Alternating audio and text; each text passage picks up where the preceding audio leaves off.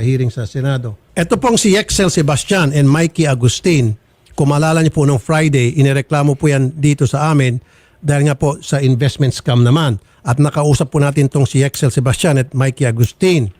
Kaninang umaga po, may tumawag sa akin na kakilala kong kasabay ni Mikey Agustin sa isang flight papuntang Japan. Papuntang Nagoya, Japan. Kasakay niya, Cebu Pacific. Tinawag sa akin. Hindi ko alam kung itong dalawa, si Excel sa Mikey, nasa, yan po, sakay po ng Cebu Pacific, papuntang Nagoya, 7:40 yung flight. Hindi ko alam kung sila ay patakas o baka pagdating po doon sa Japan, sila ay magre-recruit ng mga investor. Kaya nga pala, nakausap ko yung immigration. Sabi ko, bakit natulad ditong si Yexel Sebastian and Mikey Agustin, naputok na sa social media na maraming reklamo, bakit wala nagagawang immigration? Tama nga naman sagot nila. Sir, Senator, hanggat walang court order, hindi namin ma-hold ang departure ng sinumang pasahero.